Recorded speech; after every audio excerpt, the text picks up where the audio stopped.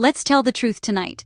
Letting go doesn't feel peaceful. It doesn't feel empowering. It doesn't feel like the glowing, soft, healed version of you people post about.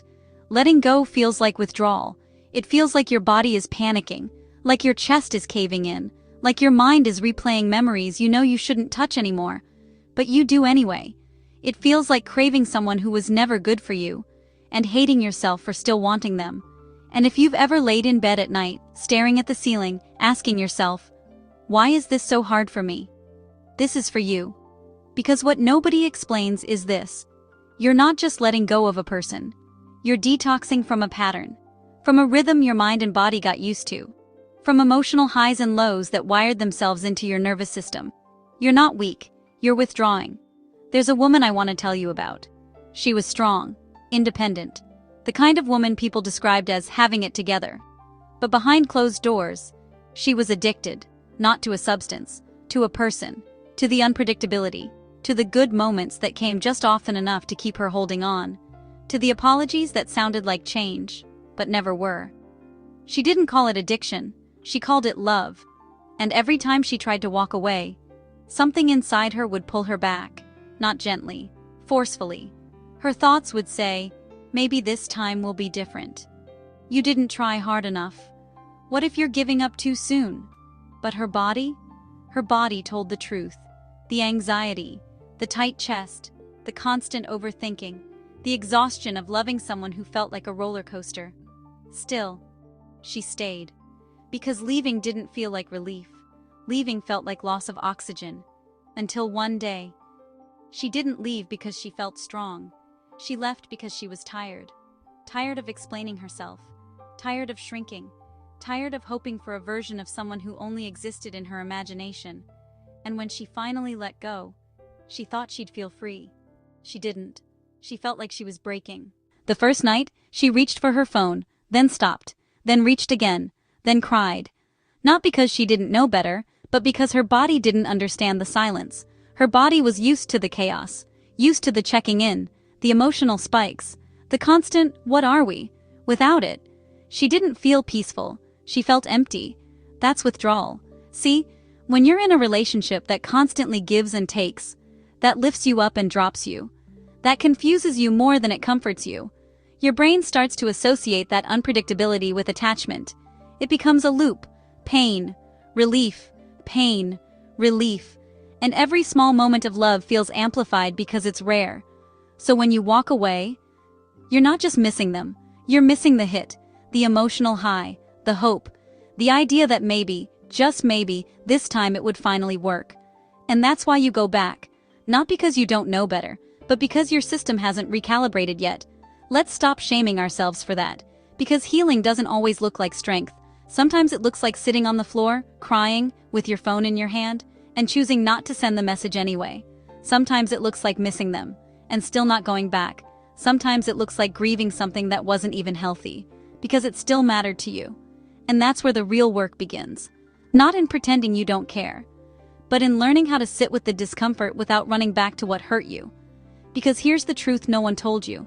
Withdrawal is temporary, but going back resets the cycle. Every time you go back, you're not starting over. You're starting deeper in the addiction. So how do you survive it? First, you stop romanticizing what broke you. You have to tell the full story. Not just the good mornings and the laughter and the moments that made your heart soften, but the confusion, the inconsistency, the nights you questioned your worth, the version of yourself that felt smaller around them. Because healing doesn't happen when you remember selectively, it happens when you remember honestly. Second, you let yourself feel it, not numb it, not rush it, not replace it. Feel it, the loneliness, the silence, the urge, because every time you sit with it and don't act on it, you're rewiring yourself. You're teaching your body, I can survive this without going back.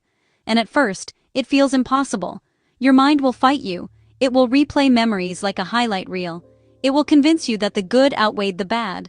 It will whisper, just one message won't hurt. But you know where just one message leads. So you breathe, you wait, you don't move, and slowly, the wave passes. Third, you replace the pattern, not the person, because if you don't, you'll find someone new and repeat the same cycle, not because you want to, but because it's familiar. So instead of asking, How do I stop missing them? Ask, what did this relationship train me to feel? Was it anxiety, validation seeking, overgiving, walking on eggshells? Then begin replacing those patterns with peace, with boundaries, with stillness. Because the goal isn't just to let go of them, it's to become someone who no longer feels at home in chaos. Fourth, you anchor yourself in truth, not emotion. Because emotions change by the hour in withdrawal. One moment you're strong, the next moment you're questioning everything. So, you need something stable, a list, a reminder, a voice, your own, that says, "This is why I left." And you read it, not when you feel strong, but when you feel weak. And finally, you remind yourself of who you're becoming. Because letting go isn't just about losing someone, it's about finding yourself. There comes a moment in healing where the silence that once felt unbearable starts to feel peaceful, where your mind isn't racing anymore, where you're not checking your phone, where you're not wondering what they're doing, and you realize you didn't lose them. You lost the version of yourself that tolerated less than you deserved. And that woman, the one who thought she couldn't survive without him, she wakes up one day and realizes she hasn't thought about him in hours, then days, then longer. Not because she forced herself not to, but because she outgrew the need.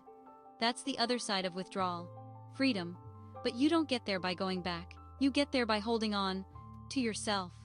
So if you're in that space right now, where your heart is heavy, where your mind is loud, where everything in you wants to run back to what's familiar, pause. This feeling? It's not a sign you made the wrong decision. It's a sign your body is adjusting to the right one. You are not weak for missing them. You are healing. And healing isn't pretty. It's messy, uncomfortable, raw, but it is worth it. Because one day, you won't have to convince yourself not to go back. You simply won't want to. And when that day comes, you won't just be someone who got over it. You'll be someone who understands her worth so deeply that she no longer negotiates with anything that threatens her peace. So tonight, if all you did was not go back, that is strength. If all you did was feel it and stay, that is growth. If all you did was choose yourself for one more day, that is healing. You are not in withdrawal because you're broken.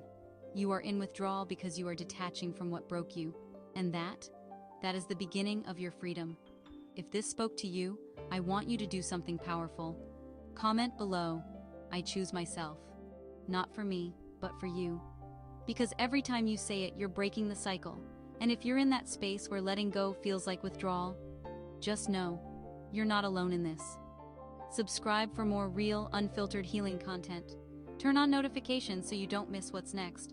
And if this message helped you even a little, send it to someone who needs the strength to let go too. Your healing matters, your peace matters, and you are closer than you think. Thanks for watching.